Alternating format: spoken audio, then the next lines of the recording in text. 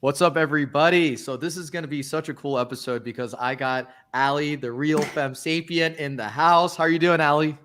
I'm good. How have you been? I am doing absolutely well. We got some people, by the way, Awesome. Allie, that are super active in the chat already. We got my moderator, Bernie, in the house. Bernie, I hope you had a great Halloween, by the way. I'm sure everybody enjoyed getting their fortune told by you as a fortune teller. So that's pretty Oh, dope. Yep. And Bernie giving us a shout out. Thank you so much, man. Really appreciate it. Guys, make sure you like, comment, subscribe, hit the notification bell anytime the podcast episodes come out so you can get alerted. My website's right over here, which is www.thegrandmill.com. And we got the link tree for Allie as well, thanks. which is also available in the description of the video. And yeah, that Laker game was dope. That was a really fun game. My girlfriend and I won together on Sunday. I actually introduced my girlfriend to Allie before we went on live, and Oh definitely yeah, they need to collaborate gorgeous. together. Thank you. Thank you. Who, me or her? Well, both of you've got some good genes going on, so. Thank you. Appreciate it. Mm. And Allie giving the thank you for the shout out. And Hud's in the house. Thank you, brother, for watching. Thank you for tuning in. Really appreciate it. And we got Rebecca Barrett in the house too. Yes. What's your relationship with Rebecca, Allie? Like, you guys are pretty close. And I'm going to share my story, how I've discovered you as well, because it was hmm through Rebecca. Okay, so my story about Rebecca is really interesting. I went through this whole journey. I realized I was being really argumentative, and then I discovered, oh, there's a feminine community on the internet, and I like Mm-hmm. YouTube. So I was Mm-hmm. like putting in some videos, and then Rebecca Barrett came up, but I think she only had like 1,000 subs. But I knew that she had good information because it was already resonating with me, and she was a Christian woman, and it just clicked for me, and I saw real results in my relationship based off of some of her very early advice.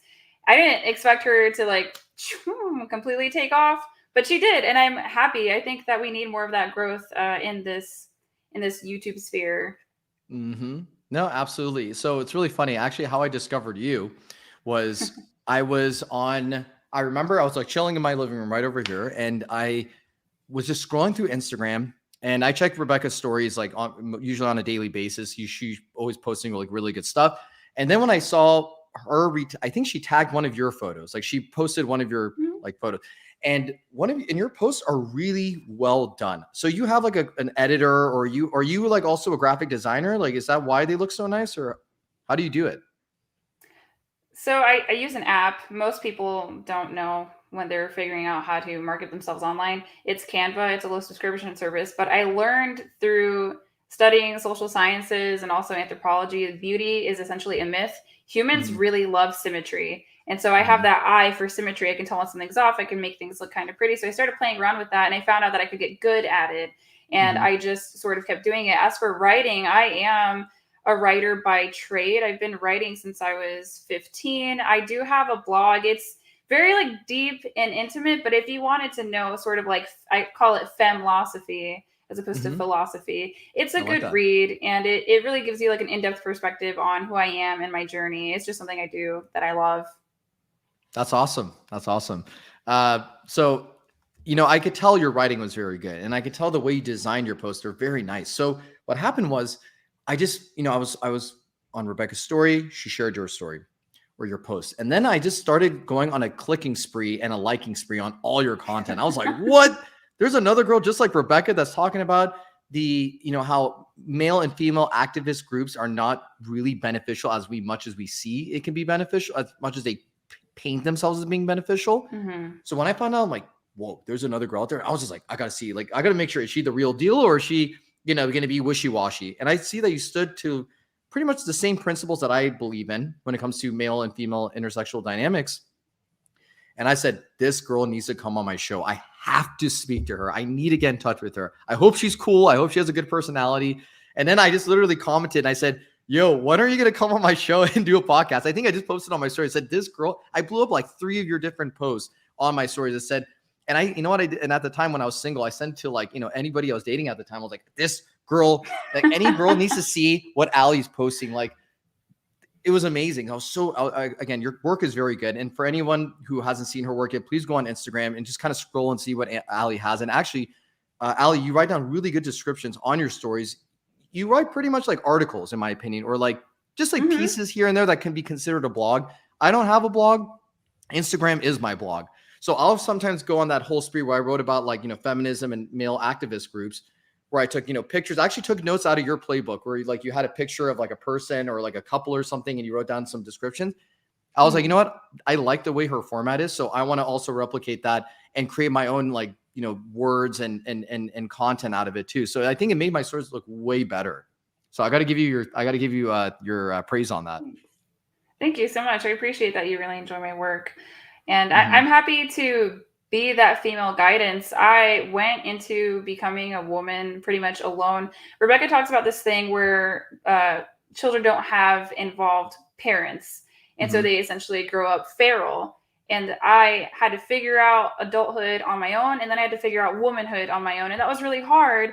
And the messages that I got were very contradictory, as feminism likes to do. It does like to trick people.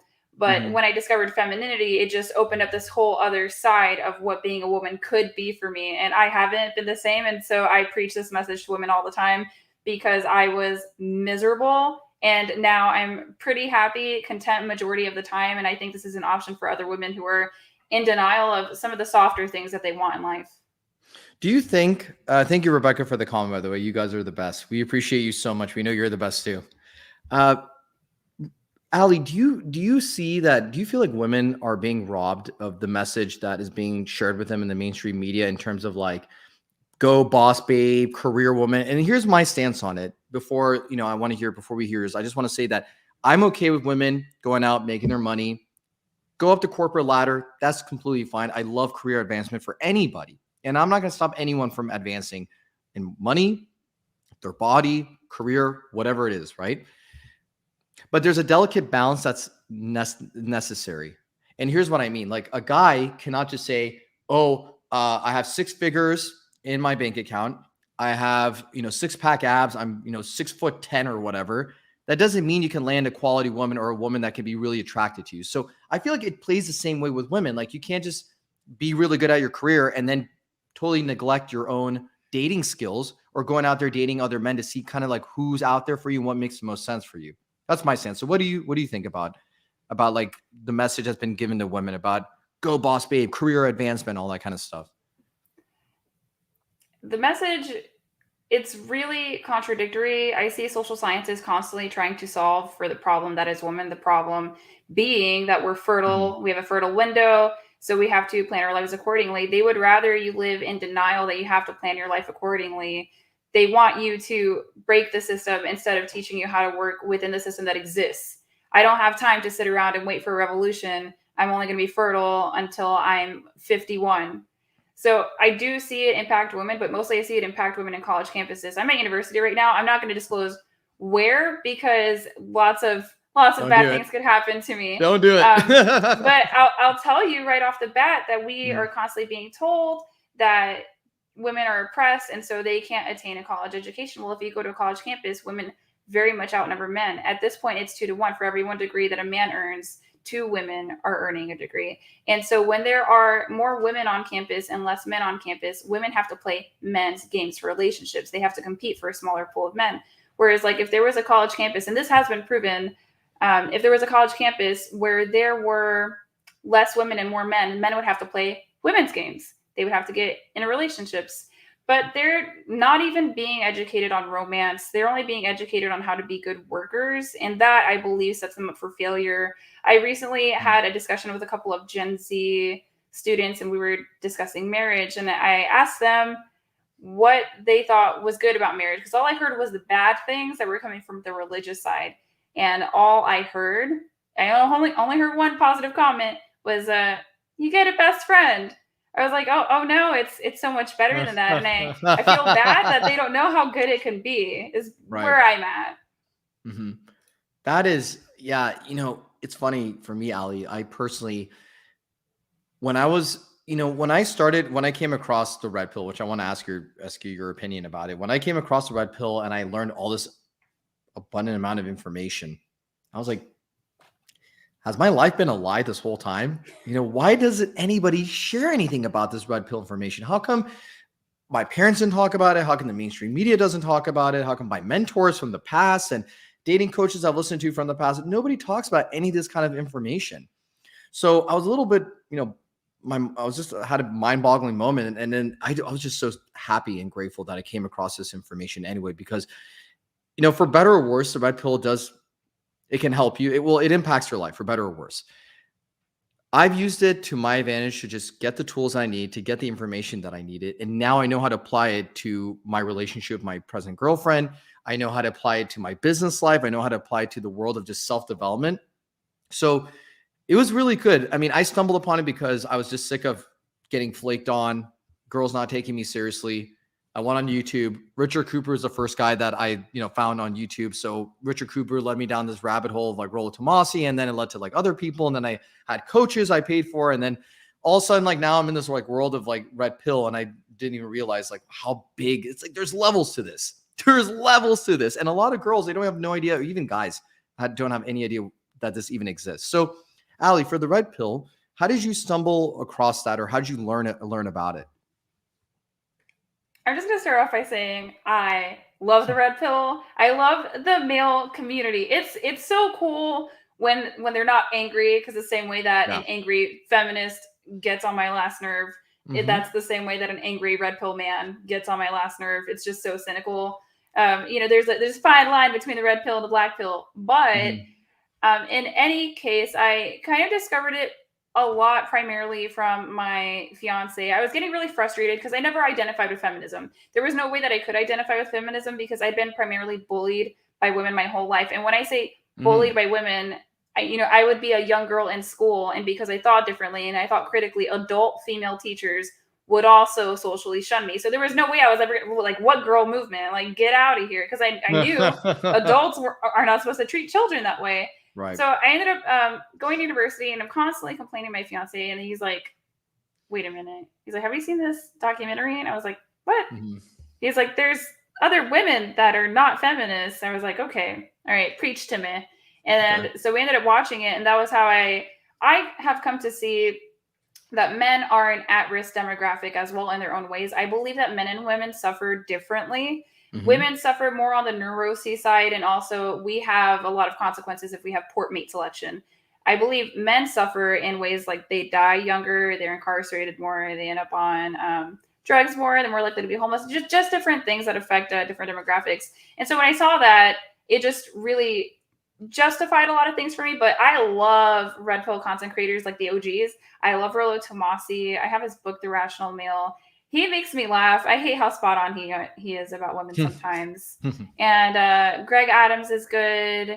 And yeah, my fiance has me like on this running list, but I just think these men are wildly entertaining. I like Kevin Samuels. I called him once. It didn't go well. And I went on can you share that with us? Can you share that with us? Okay. Yeah, let's hear it. Let's do it. So my fiance earns way more times my income that I was earning at the time that I called. And it was coming up to our anniversary. And I didn't know what to get him, because what do you get someone that can buy themselves whatever they want? So I called Kevin for that. And I said, hey, it's almost my anniversary. Just calling to figure out what to get a gift for a high value man. And Kevin was like, high value man? What you mean high value? What is your definition, ma'am? And it just went really like downhill very quickly. I actually went viral on TikTok. You times did? 1 million. I went viral on TikTok in a bad way times 1 million because I was a hot mess at the time. And so my fiance didn't want to marry me, because who wants to marry a nutcase or a problematic, a quarrelsome woman, right? We've got Bible verses about that. So I think, I was very early on my road to figuring myself out and falling into my feminine form. So it's not really a wonder why a 49-year-old man would be skeptical about marrying a young woman like myself who earns way less. What if I was in it for the money? So it blew up a lot of things. But at the end of the day, it turned out to be a really good thing for us. It ended up resulting in us going to couples counseling. We've been in couples counseling before. We love each other. We're it. And we want to make things work. And if that means that we have to talk to a professional for a couple hours a week, we're going to do it. So we ended up having more discussions, and we've really bounced back. I guess I stopped scaring him away. And being feminine works, man. So It was a good thing. Embarrassing, but good. And actually, I want to point out Frank's comment because this is something from prior we were speaking about. He said women are forming cliques in corporate America and bullying each other is another issue. It can create a miserable 8 hours for anyone. Absolutely. And any comment on that? There is no worse hell on earth than being in the military amongst women. I'm a veteran. I don't know if I brought that up already, but I've had to Oh, live with thank you for your 60 women. service. Thank you for your Thanks. I service. had a good time doing it. I had to live with 60 women in basic training. Mhm. That was awful. On top of that, when I was deployed, I also lived with women, and it's not so that women are problematic; they're just not problem solvers. Instead of telling you, That was actually good. instead of That's like a mic drop right there. That was a good one. thank you. Instead of telling you, I'm tired of your alarm going off 3 times in the morning at 5 a.m., what they'll do instead, in the middle of the desert, is slam doors at midnight. Whereas the men, they would just say, hey, bro, stop doing that. Or they would brawl it out, and that'd be different. But I had somebody, when you're in the military and someone's your boss, they pretty much have a lot of control over your life. If they want to tell you to show up at work at 3 a.m., they can. And so I had a female officer over me who had it out for me. And I'd never experienced something like that before. And nobody would tell her anything different. You don't really correct women in that way in the military. So it turned out to be a problem for me. I hate to say it, but I'd rather have a male boss. 9 times out of 10, I'd rather my boss was a man. You know what's really interesting about what you said also prior to that mic drop moment where you said that women are, repeat it again. You said that women tend to be more they're not problematic. They're just not problem solvers. I have to give public praise to my girlfriend. I mean, we, obviously in any relationship, it's not just like roses and cherries and everything's like, cute and romantic and like, oh my God, we're so in love. It's not like that the whole time. Right. But, I have to give my girlfriend a lot of credit because she is a problem solver. And I think I asked her this. I asked her, do you think that me being the person that I am, that I'm very open and honest and direct with you, that it created an environment for you to also be open, direct, and honest with me too? She said, absolutely. Because if I didn't feel like you could trust me, if I felt like I could not trust you enough with problem solving and critical thinking, I probably wouldn't, bring this up to you, or I would like, maybe hide it or reserve it or something like that. And I'll be scared to even bring it up to you because maybe you wouldn't be able to react appropriately to it. So I think speaking for men right now, we have to create an environment, whether the man wants to lead the woman or he doesn't want to lead the woman in a relationship. That's important still. But what's more important is you need to create a safety net for both you and your girlfriend or your wife or your fiance, so she feels comfortable to bring up anything up to you at any given time. What are your thoughts on that? I think you're absolutely correct. I think a lot of women struggle with it because they have unresolved traumas, and it is hard to trust in what a man says. I want to say that's just a very hard thing for most women to surrender in trust to their man. My partner, one day I went up to him and I said, hey, I think I want to maybe stop working and do more things around the house. And that was one of the harder things that I did, was trust that he would financially provide for me, because I know I could do it myself, but I had to believe that what he said was going to work out. And that's a really vulnerable position to be in, especially because I'm a fiance and I'm not married yet. But I took that leap of faith and it really did pay back tenfold for me. But yes, transparency and communication are going to be the foundation. If you can't talk well together, you can always find professional services to learn how to talk well together. There's no way that people go into a relationship just automatically knowing how to decipher one another. That's something that comes with years of practice. And you'll even hear people that have been married 35 years, and the husband will say, I've been married to her for most of our lives, and there's always something new, and she still says I don't understand her. So I would agree with your assessment. And I'm glad that you were able to build that platform for you and your girlfriend to build off of. Yeah, absolutely. And, Rebecca's saying it right here. Transparency is key. It's so true. I mean, even in the beginning, before we became monogamous, I want to make sure I told her right off the bat on the dating app that we met on. It was on Hinge. I said, listen, I want to make sure that you just are able to trust me and feel confident enough that you can say anything you want to me at any time.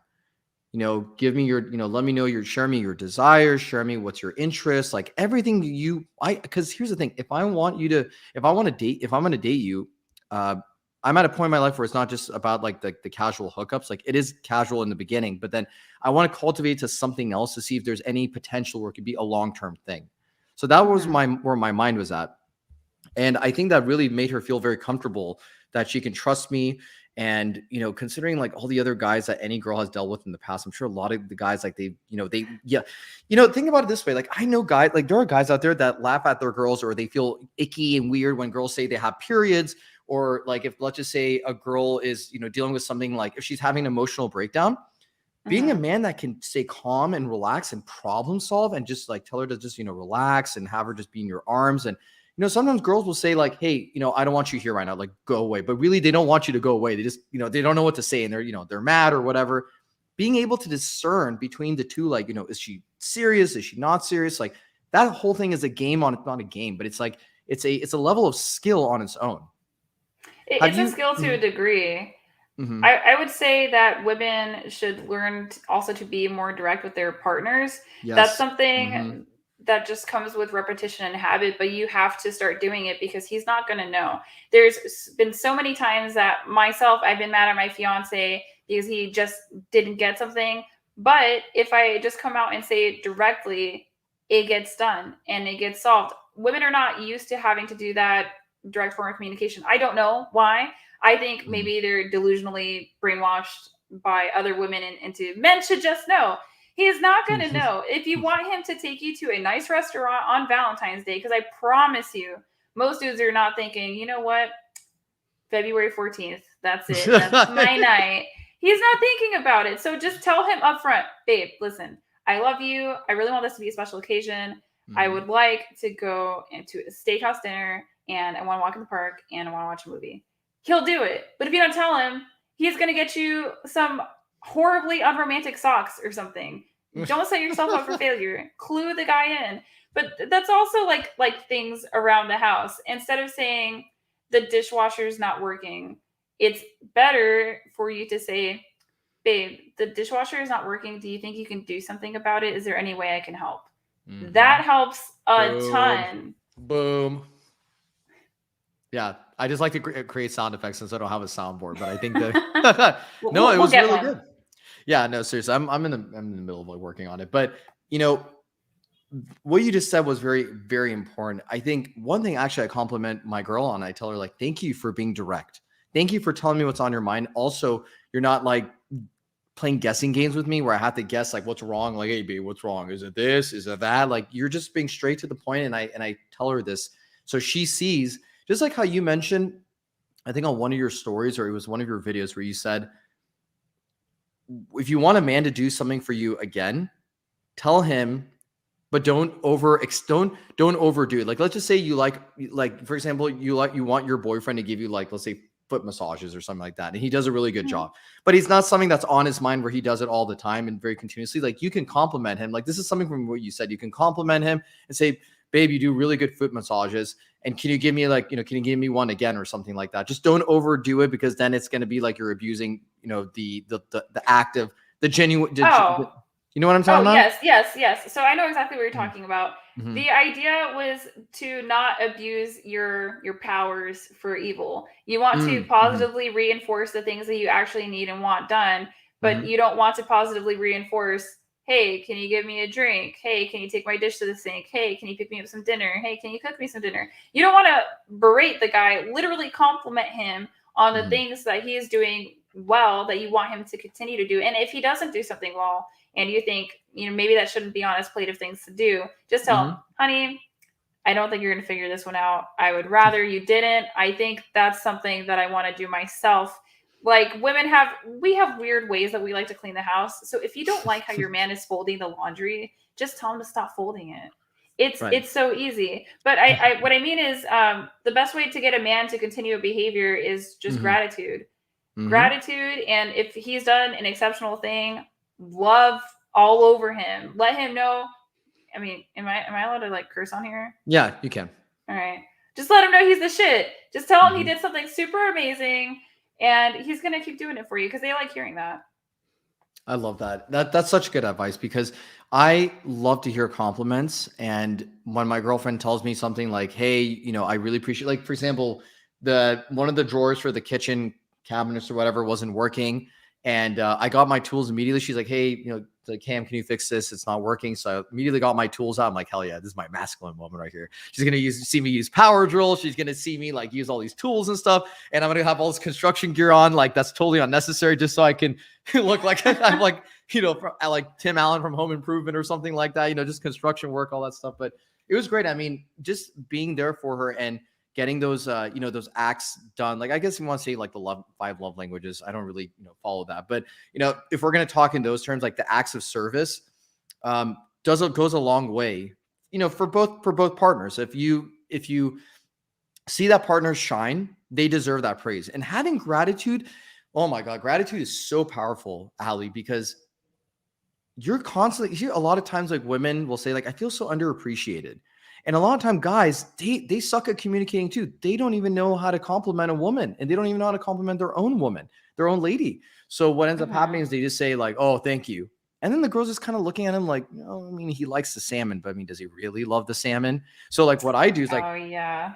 yeah, I'll have like today, I have a picture of the sandwich I'll post later on Instagram. Like I just have like a plate of salmon and I'm just like eating. And I'm like, And then my girlfriend would be like, do you like it? I'll be like, this is a goddamn good plate of salmon. Get a little bit over dramatic on it too. Or like, just tell her like, I like the way you season the broccoli. Like gentlemen, whoever's watching the stream right now, you must be very detailed about your compliments. It doesn't have to be a whole, biblical scripture about like every single thing that you like, or a book, a wide book of everything that you like about the girl. But, just be a little bit more than saying like, thank you is good. That's an act of gratitude. But, give another reason why, like you appreciate the way she smells, the way she's dressed, the way she cooks the food for you, or the way she cleans the house, or the way she, brought your mail in or something like that. And she organized it for you. Anything like that really brings a lot of warmth to her heart.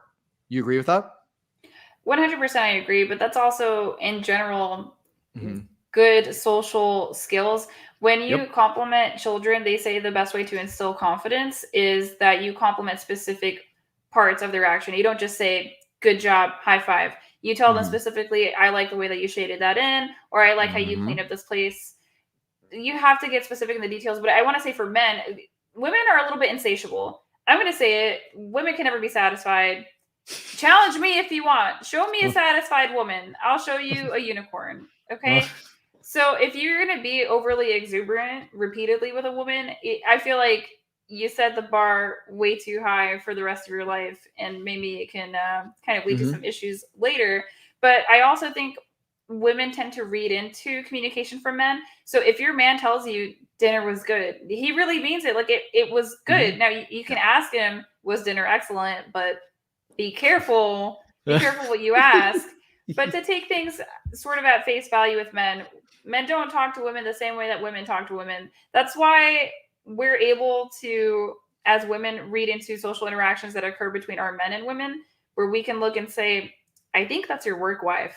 He's like, what? No way. Sarah's not my work wife. I'm like, no, she's been getting you gifts. I think that's what's going on. So yes, some more miscommunication between the sexes.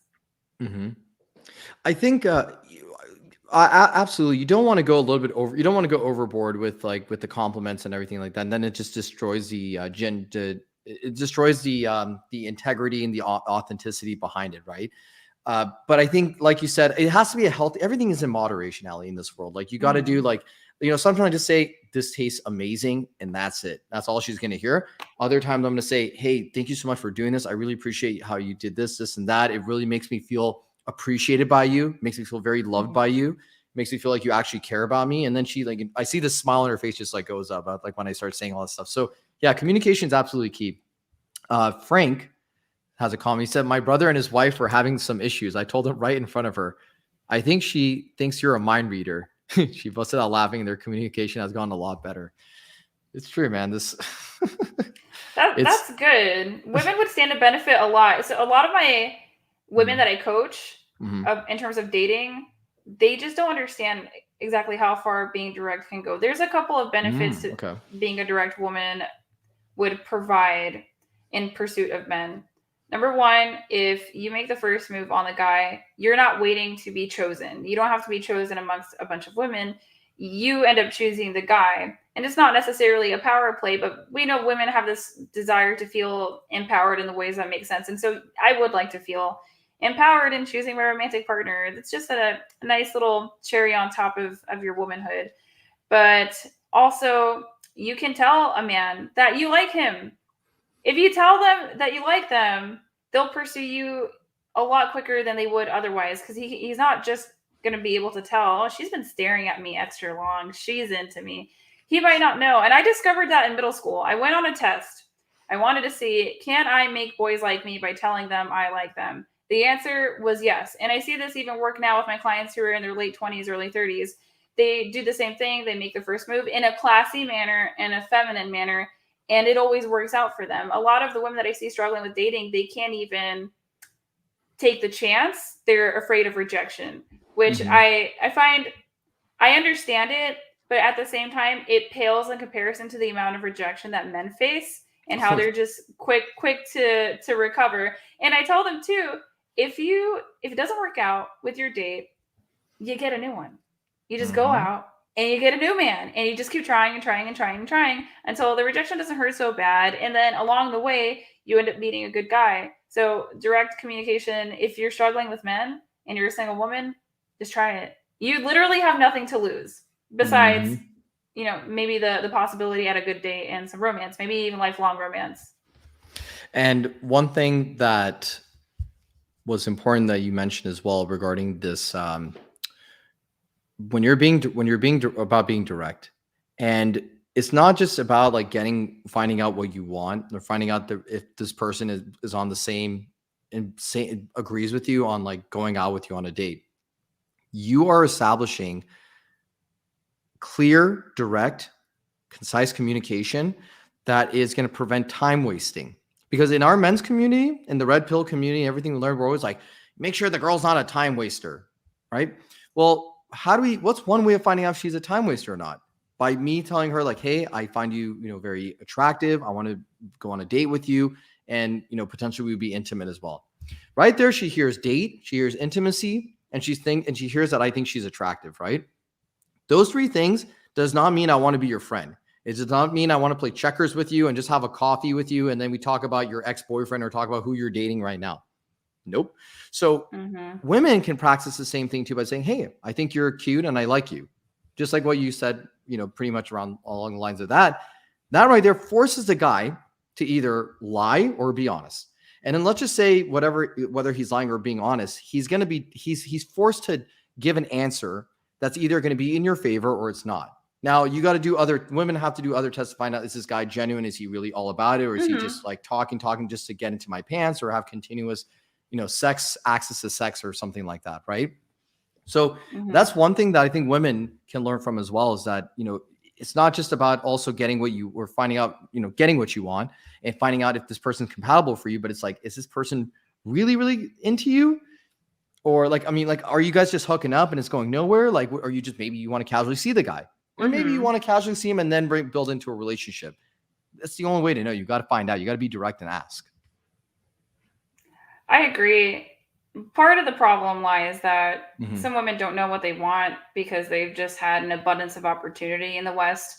I Mm. will hear from girlfriends and even some clients, I want a relationship. I want to pursue men. I want to find the guy that's right for me. Mm-hmm. But I saw one of my really good girlfriends swiping on men the other day and Mm-hmm. literally looks at her phone. His quote is from The Office. No. And I'm freaking out because I'm like, dude, like, what if that could have been your future husband, the father of your kids? Like, are you serious right now? And I tell her, I'm like, buy a dog. Or I have another high educated friend where she's been pursuing men, and one of the guys ended up getting real turned off because I think he wanted something more serious, and he made that up front with her, Mm-hmm. and she basically didn't take it the right way. I think that she was still wanting his attention, which I didn't find was fair. But I told her straight up, why don't you just tell the men that you're just looking for something physical? But like, there's cognitive dissonance here. I only want sex for men. I don't want to be degraded by smash and pass. So just figure, I'm an equal opportunity woman, equal opportunity coach. Yeah. Just really get down to what do you want. And if you don't know what you want as a woman by your late 20s, then you really don't have a grip on the important things in life. And that's a problem. Yeah, absolutely. There's nothing more unattractive than a guy who doesn't know what the heck he wants and when he's approaching a girl, because you got to remember, like I tell people this too, Ali, that when I speak to guys, I say you're not just dealing with an object, you're dealing with a person that has feelings, emotions, like they have their own trauma or they have their own upbringings, they have a very unique life, right? And now you're going to cross paths with this person and potentially have a future with them.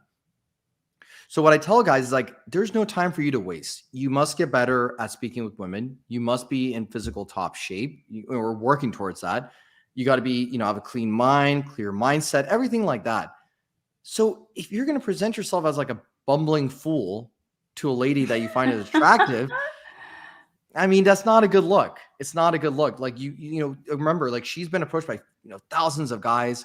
They've catcalled her. They've swiped right on her, and they've maybe even flicked on her, or she got stood up or something like that. Whatever it is, like she's gone through her own shares of struggles in dating as well. And that's why she's still, maybe single, or maybe she just took a break from dating, whatever the case may be. But I think as men, we have to be prepared. When an opportunity comes across as like a beautiful woman, we have to strike it while the iron's hot. And that means we got to be on our A game. We have to be sharp mentally, in communication, everything else, to make sure that we present ourselves the best way possible. Yeah. I don't think we're going to disagree a whole lot. Maybe we'll get around to disagreeing at some point. So that's why I advocate for age gap relationships. And it's just because I can see the average person out there, and I see sort of the degradation of our society. I believe a lot of that has to do with our embracing of consumerism and our neglection of divinity. It's an entire moral psychology concept, but I don't have time for that. So when I look around, average people don't want to date other average people, which I don't think makes sense. Average people make the world go round, and they can still have loves that last a lifetime that are deeply intimate and high quality, but they don't want to pursue it. Everybody wants a better deal at a discount. And, that's not always how life works. So my recommendation to men usually is just build yourself, build your career, build your personality, build your physique. You have time. My fiance is 49. And I get people have this notion that, like daddy issues. Well, like I'd have to have a father to have that. No, I'm kidding. But, but like realistically, what it was for me is, as a millennial woman, I had been in multiple relationships with millennial men. And so I was assisting them and, just being like, yeah, you can do it. Here are some tools. Here are some resources. I support you. And then they wouldn't perform. I don't know why. Maybe it wasn't in the cards for them. Maybe they didn't know themselves. They just wouldn't perform. So I got tired of that. And so I went older. And I have the life that I want, and I don't have to sit here and, is he going to perform? Is he not going to perform? Had I been younger, absolutely, I would build with a man. You cannot just base the value of a man off of his income, and you have to think like ambition. Ambition is so important. And so if a man had been showing me the action steps along the way to his goals, I would have been okay with that. But now at 26, like no way. I have goals and I want to have a family. Time now, like right now. So that's my opinion. I know a lot of people don't agree with age gaps. My age gap's a little bit extreme, but can we know how old you are? Yeah, I'm 26. You're 26 years old, and your fiance is 49. Yes, so it's a 23-year age gap. But I want to say at the same time too, dude is in top physical shape. Right now he's injured, so that's been annoying. I've had to do more housework. But I feel like it's a little bit different. I don't think I would be with your average 49-year-old American male. It's just what ended up working out for me. And I say the same thing for women, because I hear a lot of complaints about the younger generation of men, millennial men, Gen Z men. And I tell them, what do you really have to lose by dating somebody who's 34, 35? What's the problem? You never know. And a lot of times they will say, yeah, I have gone on dates with older men, and it is nice. We talk about like these costs, right? When it comes to dating and relationships with women, I know that I am very, very likely to outlive my fiance. I don't mean to be morbid here. I just mean to be straight up factual with some real red pill stuff. Thank you for bringing that up. Yes. Thanks. I Mm-hmm. gotcha. Mm-hmm. Mm-hmm. So it seemed to me that I could have, with my life, my experiences, and my traumas, and the way I picked men, that I could Mm-hmm. have a mediocre love that lasted the rest of my life, or I could have something extraordinary and beautiful, and maybe I would have less time. So that's my take on it. I feel like it's worth the cost, but I don't put down women who want to date within their age range. I think that's perfectly fine. Just understand, maybe you're limiting your dating pool, maybe go up 5 years, things like that. Um, I have actually have a client right now who's seeing someone who's younger than her, but they just are working it out, like, with their personalities.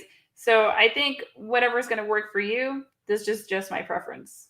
Absolutely, absolutely. So, one thing that I have to give credit to the Red Pill for, and also I have to give credit to Steve Dedeen and Mr. Lucario and all those guys as content create. Well, they don't say they're content creators, but anyway, they're guys with good game, and they do content creation as well on the side, uh, or as their jobs. But one thing that helped me a lot was realizing that I should be less judgmental towards women, and hearing your relationship, like maybe if I heard it like a year ago or two, well, not a year ago, but like 2 years ago, I would have been like, oh my God, age gap and age disparity. And why are, what is she like your sugar daddy and all that kind of stuff? I'm sure you get that all the time too, where people are saying I that. It's like, do. but here's the thing. I mean, you're doing what you want to do, and that's all that matters. It's not what like, it's whatever you and your fiance want and desire. That's what all that matters. And there's nothing else. And nobody can even say like, you would have a better time with somebody else. Because I mean, Ali, for me, I'm Middle Eastern. I was not, I'm not Indian where like they like do arranged marriages and stuff, but I'm still Middle Eastern. So we're still near the area where like, there's like proposals to do like, hey, would you like to meet this young, Iranian woman? She's very cute, blah, blah, blah, blah. And, Hmm. the girls that were offered to me, God bless my family, and I love them to death. They were not the kind of women that I wanted to be in a relationship with. And I stood my ground, Ali. I stood to what I believed in. And I said, I'm not going to go in a relationship or continue dating anyone I don't find as physically attractive enough, or it doesn't have a good personality or good enough personality. The distance cannot be long. It has to be within like a 30-minute driving range. Like, I'm not going to drive 1 hour to go see my girlfriend every week or have her drive an hour each week to come see me. Hmm. It doesn't sit right with me. So, Ali, it took me a while. I was single for a long time, and I was available on the dating market. And then I went on Hinge, matched with my girlfriend now, and I told her this. I said, I'm so happy that I didn't compromise. I'm happy I didn't listen to my family. I'm happy I didn't listen to my friends. I'm happy I didn't listen to the red pill about like, who I should be dating. I did what Cameron wanted to do. And now I feel so much Hmm. better. And now I like I and now here's the thing. I will still have my moments where I don't do as well in the relationship, where like I should, handle something a little bit better. But I have Hmm. so much gratitude for what I hold right now that I'm like, I don't want to fuck this up at all. Like the system is working perfectly between us, and the love between us is so good. I don't care what anybody says. I don't care if anybody thinks like this is wrong, that's wrong. It's about what I want. And at the end of the Hmm. day, no one's paying our bills. No one's paying for, the love that we have for one another. No one's like sharing that. It's just us two.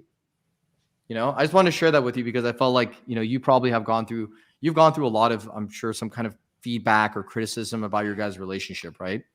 Yeah, yeah. Of course, I go through feedback and criticism, but the same thing with you. Mm-hmm. I mean, I'll be a little bit transparent here. Like, Mm-hmm. why would I care? My life is great. My Mm-hmm. bills are paid. He loves Mm-hmm. me, and the sex is great. Like, I'm not losing. I'm not losing. So I don't particularly care. But I wanted to go back to. I don't think I completed my thought on why men should just kind of wait. So if you just wait and pursue excellence, the women will find you. Seriously, they will find you. You're not going to have to pursue them. So if you're struggling in your 20s and you're getting dusted, maybe because you're dusty, then maybe spend the next 15 years of your life pursuing being above average. And then you'll have more options in the dating pool. It's the same thing for me. I lost 45 pounds. I didn't click together. And it's not that a woman's worth is solely based on her weight, but I wasn't presenting myself well. You have to think that your body is your business card. You know what my business card said when I was 166 pounds? It said, I have horrible discipline and I'm probably not going to raise your kids right because I can't even figure out how to take care of myself right. That's what it looked like. So what I noticed, I'm like, man, looking back, I had some real losers in my life. But then I got to processing and I was like, wait a minute.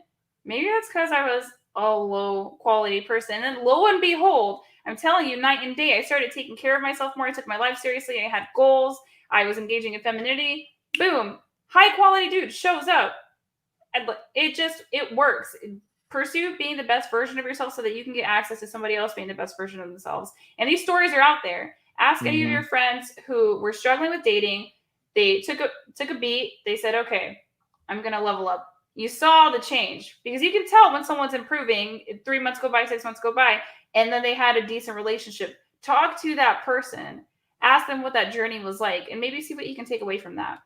And I think Frank mentioned a really good point. He's saying that she only mentioned 4 criteria, not 42. A lot easier to be happy that way.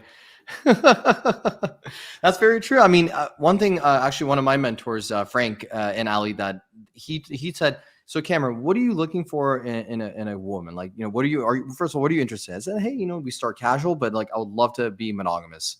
I would like to start a family soon. And then he said, okay, well, tell me what are the top things you would want. He didn't say top 3 things, top 10 things, or 30 things. He just said, what are your top things?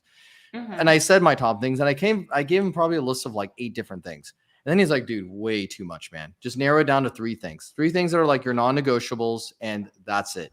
And then from there, you just kind of like, you see what she's all about, and you kind of bring her into your world. She kind of introduces some things into her world as well, and how to operate things a bit differently. I mean, there's some things I do in my own house that I don't do it as well. When she came in, she started doing things differently. I'm like, oh damn, like I didn't even realize I can do it like this. Like my freaking refrigerator was like a bachelor refrigerator. All I had in there was like literally few like I had like Topo Chico seltzers in there. I had like maybe a bottle of tequila in the freezer. And then I had like protein bars like all over and I had some cottage cheese and yogurt in there. And then like I have protein bars like all stashed in this one area. That's what I'll eat like, throughout the time. And I cook too, but I just got so busy with my podcast stuff, Ali, I didn't have time to cook anymore. I'm like, fuck this. I just go straight to like, getting food from my restaurant, or like just door dashing it and going about my day. But now that my girlfriend's in the picture, I look at some things that she does and I see the way she cuts things like the fruit or the food or whatever. I'm like, she would tell me like, she's like, do you like fruit? I said, I love fruit. And she said, okay, well, she said, I'm going to go like, what kind of fruit do you want? I said, I want like mango, pineapple, and I like cantaloupe too. She said, okay. I said, by the way, there's pre-cut fruit at Ralph's, which is like this grocery store in like a Kroger's. There's a grocery store right by my house. Go pick up some groceries.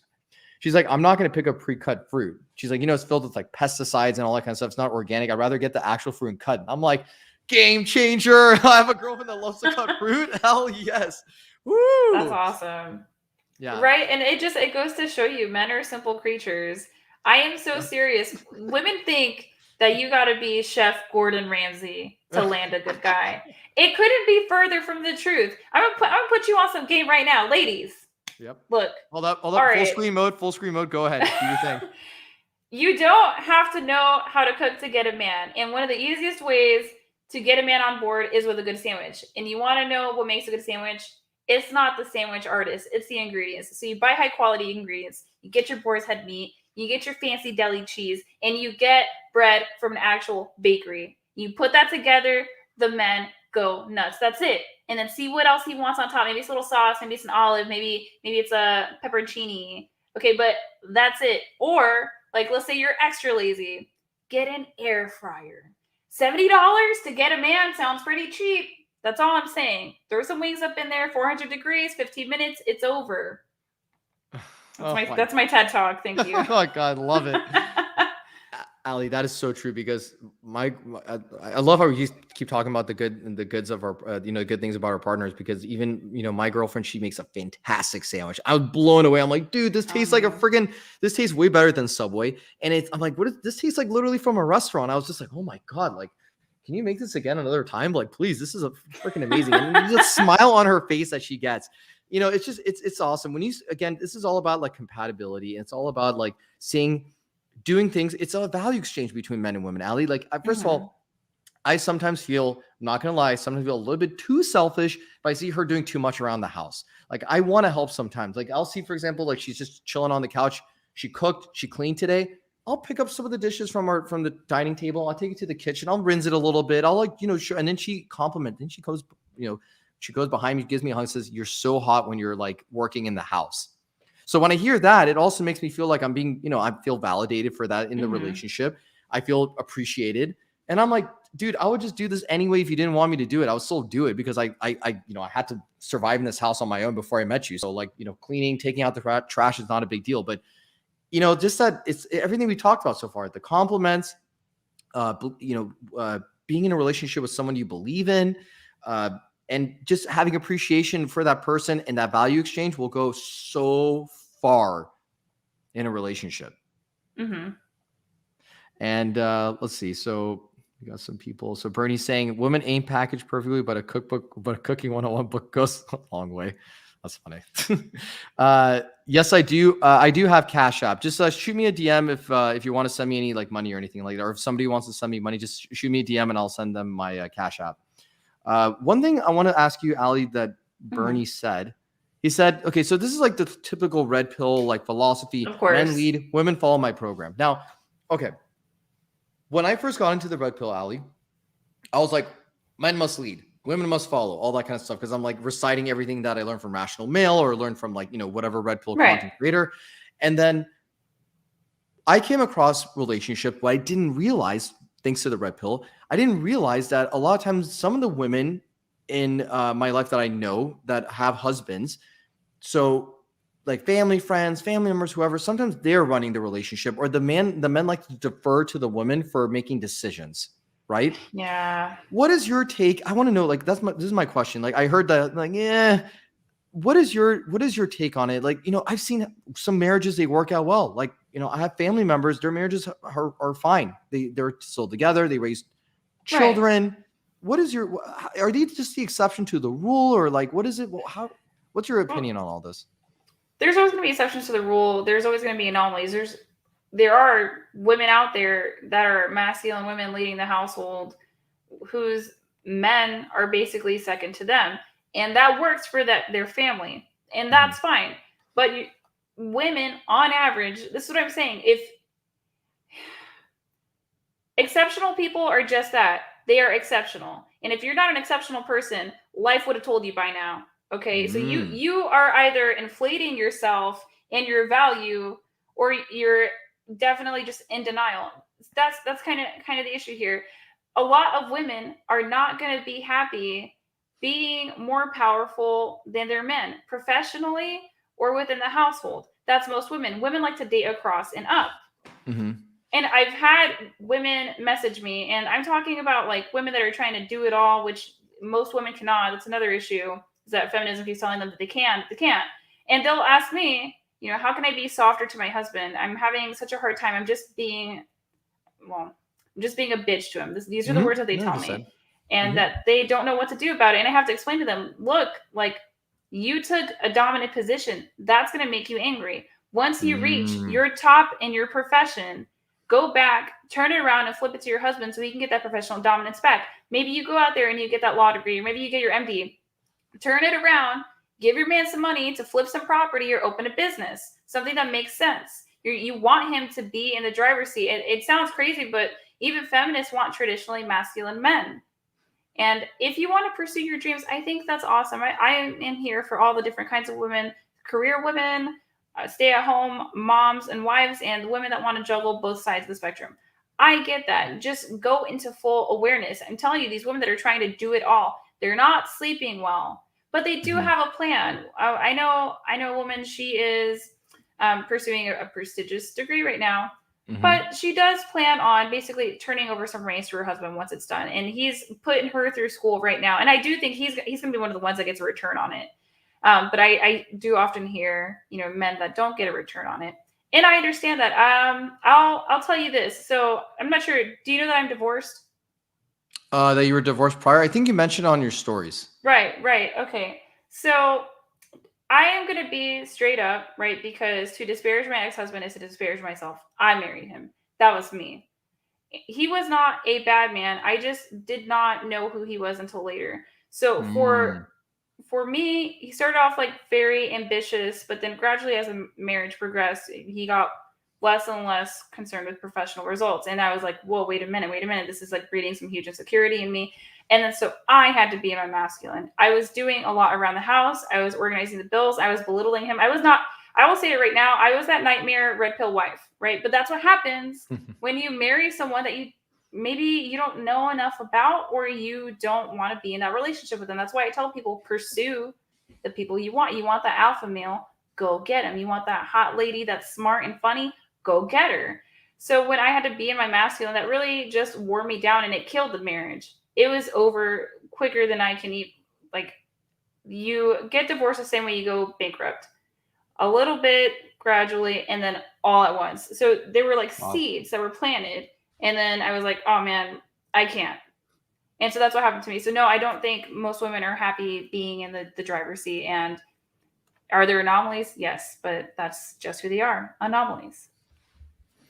So you would say that biologically, the way we're wired as men and women, that men should be the ones that are just taking on the leadership role, taking, pretty much being the face of the family, but also, of course, they are like we both discussed, they should be encouraging their lady to strive for greatness, because here's the thing, the way I see it, I told my partner as well that, under my leadership, I strive for greatness. And like, for example, today she asked me, she's like, hey, listen, because she's been coming over a lot to my house throughout the weeks. She asked me, can I set up a little office in your guest room so I can do my calls for healing and, trauma work that she does. Now, here's what like the red pill average guy would say. He would be like, he's like, well, you don't live here. You can't have my personal space. You're invading privacy. This is how divorce courts happen when you start moving in your shit into my house, blah, blah, blah, whatever, all that stuff. Mm-hmm. My response, I said, well, you are coming off into the house now, so it only makes sense for you to bring your work here because, number one, I want you to be financially well off. I don't want to just be me that's making all the money. And I don't have anything against any women who just don't make any money, but she's going to contribute somehow. But I would like her, because we're not at that point yet. We've established for ourselves that she would be more of like the stay-at-home mom, and she could take care of the kids, she could take care of the pets and all that kind of stuff, right? But we're not at that point yet. So I said, let's be pragmatic. Let's be logical about what we have right now. We're not rich, right? I'm going to try to get us there, and I want you to help me along the way. So once we get to that point, then you can relax and let me do all the, money and all the work and all that kind of shit. So I told her, with that being in mind, I told her, babe, you need to have your office space in my guest room, right? She's not bringing like a whole, like, giant plasma screen TV and like, bunch of stuff. She's just bringing some basic necessities. I said, I need to set you up for success. And if you don't have these things set up for yourself, how the hell are you going to make a lot of money? How the hell are you going to like talk to your clients in comfort so you can help them? And then you get recurring clients, and then you get new clients. And if you want to stream one day, you're going to need to have the right, setup and everything like that. So once she heard that, she's like, oh, thank God this guy's not insecure, or he's not like, or he's not scared that I'm trying to move in too fast or too soon or something like that. Yeah, it was just amazing. It was a great, I literally, Ali, 2 years ago, if I was in the same situation, I would have been nervous as fuck. I would have been like, no, divorce courts, this is too fast, too soon. Or I would have been like overly enamored to the point where it came off too sappy and too corny. She'd be like, you know what, never mind. I don't even want to do it anymore because you're too weird about it. But everything was calibrated, and everything was just so synchronatic that it was on point. You know what I mean? I do. I also think that's something that just naturally happens when you meet the right person. Yes. Granted, there is so much nuance in that, and sometimes we think we are with the right person, but we're not. But it is very natural. You ask, oh, am I doing this too quick? I don't understand. This is a whirlwind. And it's like, that's the point, stupid. That's being in love.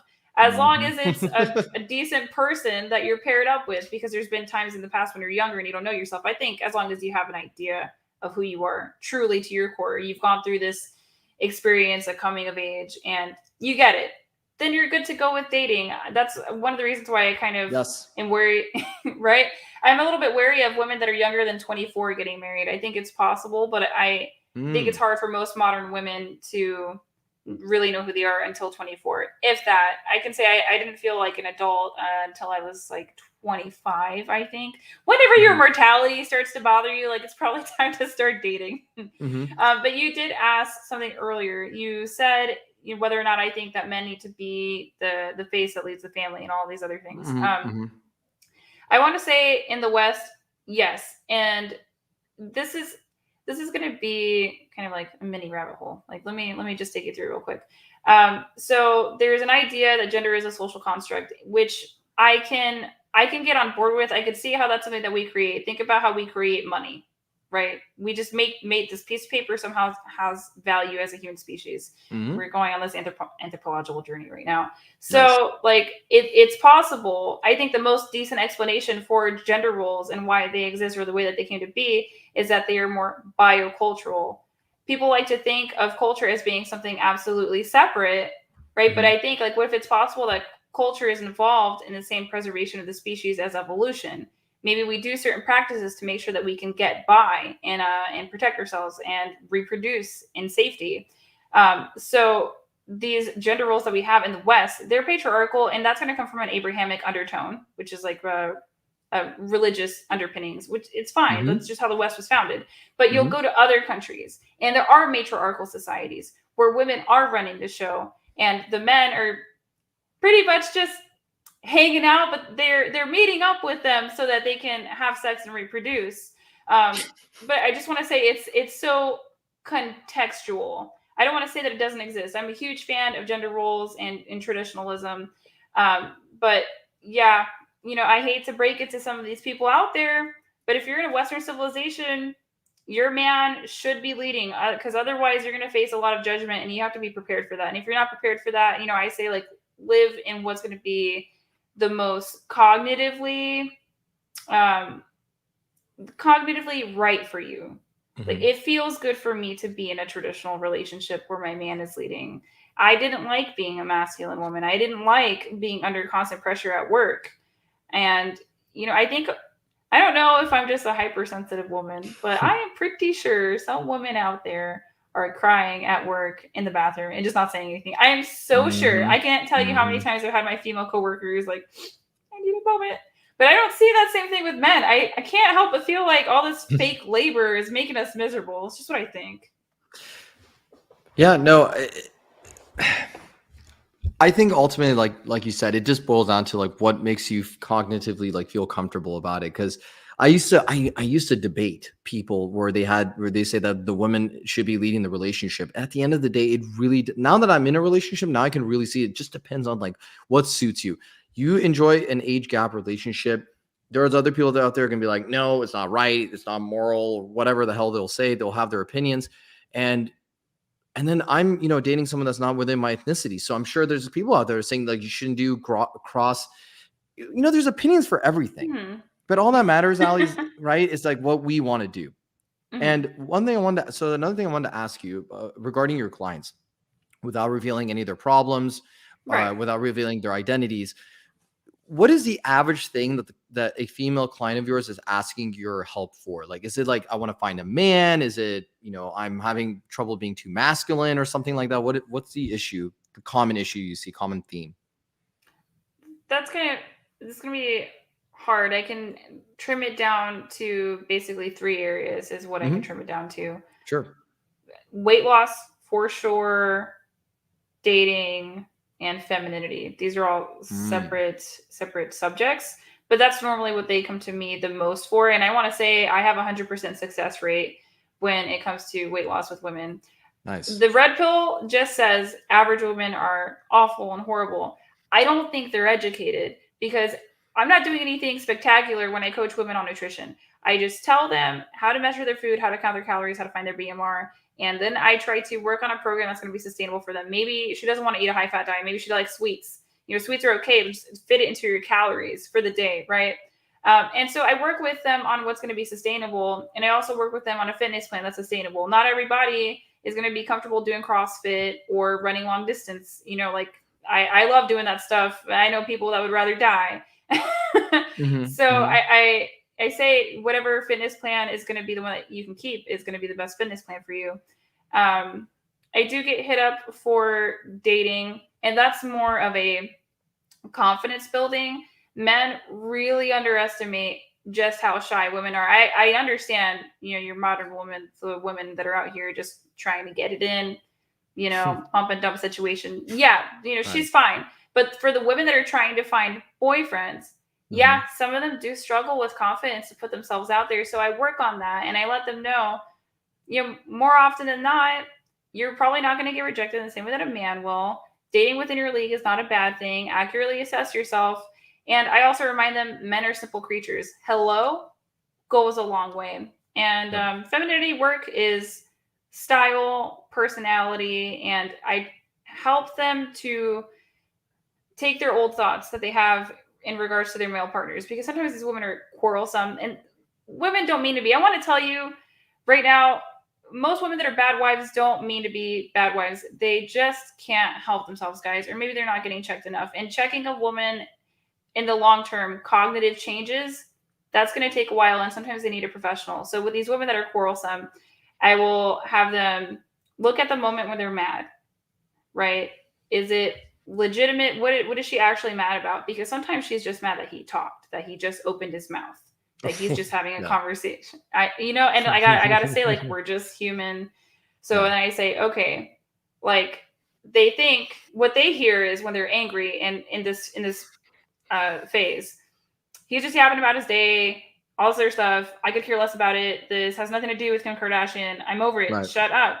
What he's really saying is, honey, I love you, and I'm so excited to share my day with you.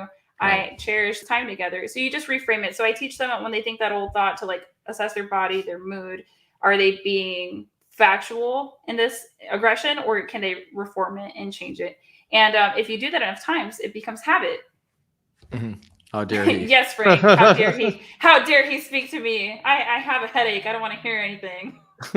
When you, just to kind of go back to the masculine thing for a moment, when you're in the masculine frame, did you know you were in it? Like, do you think the majority of women are really? Okay, so you think majority of women, well, based off your personal experience, do you think that majority of women are consciously aware, like, hey, I'm in the masculine role because this guy cannot do anything? Okay. Yeah, so 100%, absolutely not. Okay. So subconsciously they're just doing it. Mm-hmm.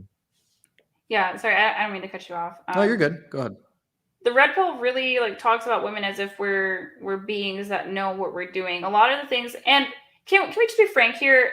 Humans in general, we really think we're in the driver's seat, but it's not. It's like our biology and our limbic system. They're making all the choices for us. Women, seriously, they don't mean to do these things, right? So, like, as an example of, like, how far this delusion goes, you'll have a woman say, I put on some weight during our marriage. This is a good question to ask women if they're in a predicament in their marriage and it's going down the drain. Ask them how much they weighed when they were married, and then see what they weigh now, and see how she frames that. I've had women say, I've put on some weight, but really they put on 120 pounds.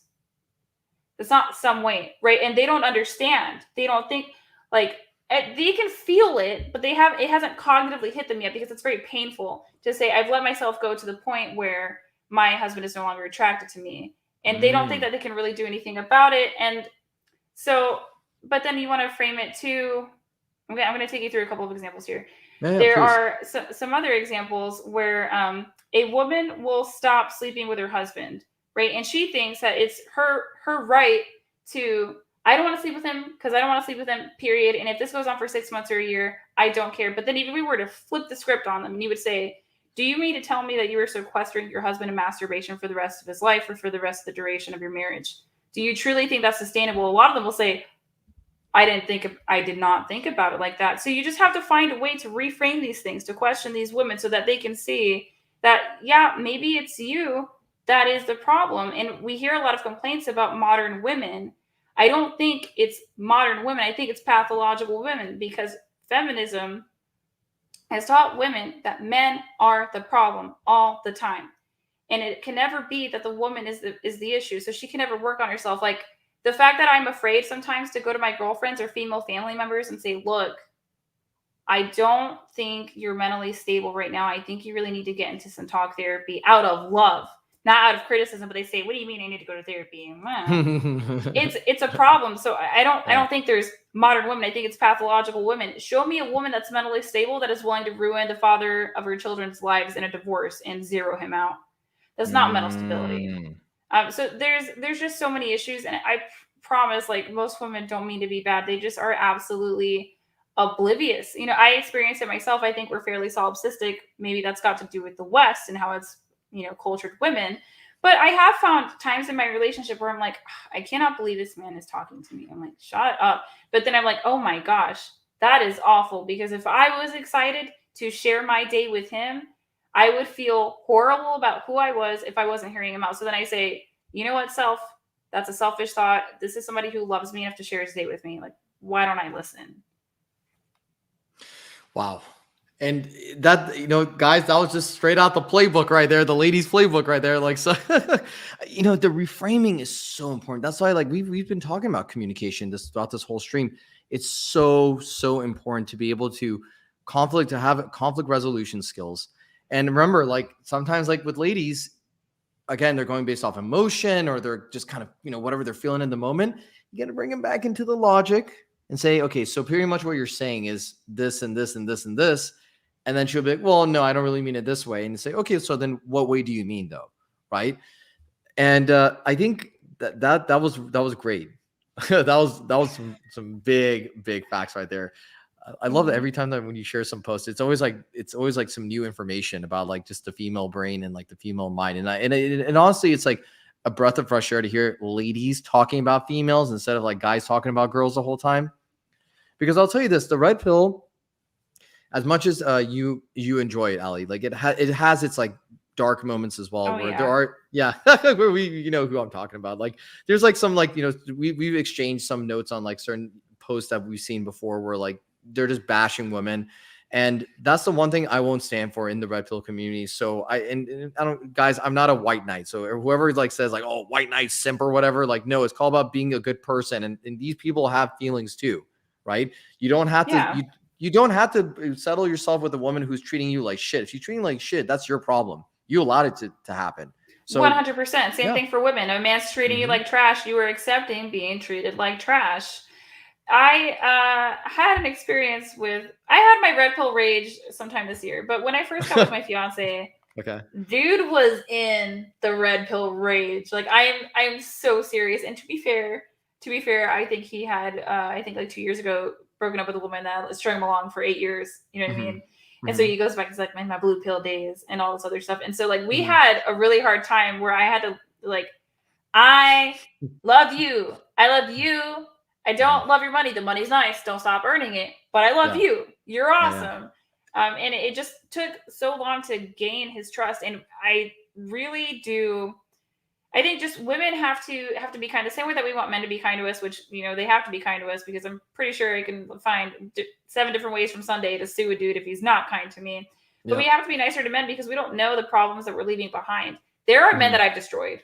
And I know I've done it, and I was younger and I was toxic, but I look back and I think, wow, you know, I really affected somebody's life for the negative. And if there's something I could have done to take something like that back, I would have. Or, you know, if you're a woman out there, and seriously, if you think you psychologically messed up a man because they make these really odd decisions after your relationship and they're just never quite the same, you can apologize to him. You can send him an email, send him a text. You don't need to have a whole conversation, but you can straight up say, I'm sorry for how I treated you.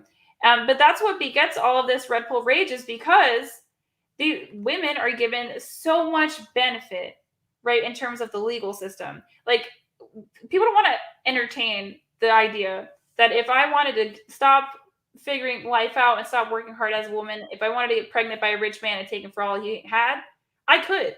I could finesse him. I could psychologically play him to make him think that I was in love with him. As soon as I was pregnant and past that first trimester, it's over. I can do that. People don't want to admit that.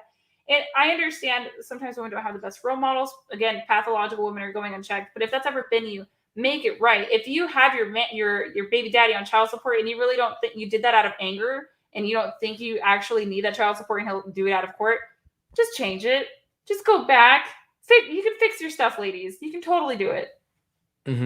So one thing that you said, which was absolutely true. Like, if you wanted to go down the path of being pathological and completely misrepresenting yourself and what your intentions are, I mean, one thing that Bernie commented, which is what Steve Dedeen always says, he says women have more game in their pinky than you do in your whole body. For like the guy that calls, yeah, exactly. The guy, it's absolutely true, because women are always being approached. women are the ones that can be the ones that reject, the ones that accept. So they feel a lot of, and I see a lot of guys simping, or a lot of guys being very nervous around them. So they're feeling like, oh my God, this guy idolizes me, or like I'm some big shot in front of this guy. And I didn't even have to work hard. All I had to do is just look pretty, press up my boobs a little bit more, or, have my hair look a certain way. And now like these guys are all mouth watering all over me. Right. So so I wanted to ask you about this. There's, I've heard so many times from like friends, ex-girlfriends, and ex friends of like the girlfriends too, where they said like my friend is like with this guy who's in a very abusive relationship, and he just like he uses her for money, and he doesn't he knocked up a baby with her, and he doesn't really have spend time with the children or whatever. Allie, why do these women just not step away and just walk away? Why is it that they still stay with these toxic relationships? I know guys do it too, but I tend to see more from my personal experience that women stay in more toxic relationships than guys do. Why is that, Allie? Why can't they just be like guys and say, you know what, fuck this, I'm out of this? It's a really hard question to answer, but I can speak a little bit from personal experience and from observing some of my girlfriends, because some of us, we just don't make it out. I would say for me, I pursued toxic relationships because that's what I thought I was worth. And I had a really tough time growing up. And so I thought, you know what? I mean, he's hot. He treats me bad, like whatever.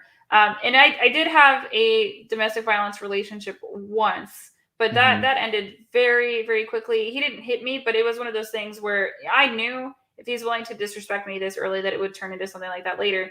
So to me, when I was engaged in that particular domestic violence relationship, which that would be verbal abuse. I want to be very clear here. I know women like to conflate abuses. He was just verbally abusive and possessive. It was really weird. To me, I was like, that's a lot of stress. Like, I don't think the juice is worth the squeeze. I'm going to see myself out, my guy. And what truly changed my life in terms of toxicity was I had one good boyfriend. Changed my life forever.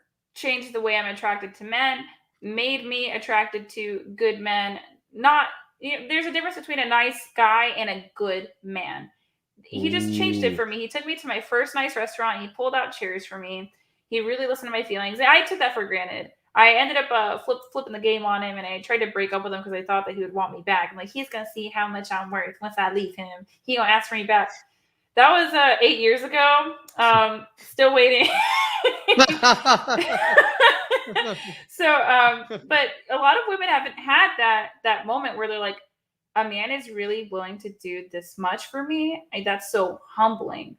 And so they just stick with what they're used to. But some women don't know that they're in a toxic relationship until it's too late. They don't start off that way. It starts off with these little inklings. But at some point, you do know. And you're either choosing to ignore the red flags, or you think you don't have resources. But I want to say, like, there are resources. There are domestic violence shelters. Like, if you want to get out of it, you can. It's just really hard to cognitively convince someone of that. And there are certain things that can exacerbate a domestic violence situation. Like, some people think a woman leaving is the answer and getting a restraining order is the answer. Like, a guy can just walk through a restraining order. He might not care.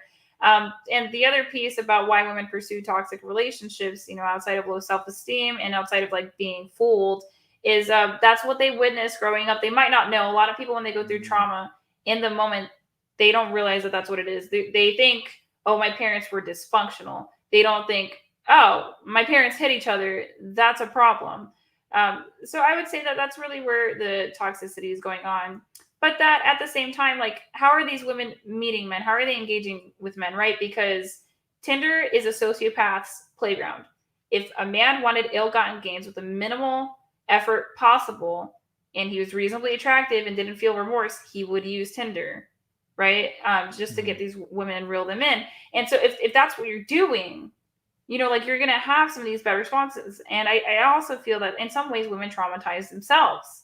If you know that you're having casual sex and it hurts you, then why do you continue to have casual sex? Casual sex didn't work for me. I walked away from casual sex, I think it was like 18 or 19. I just always felt, I'm like, man, I just don't like this.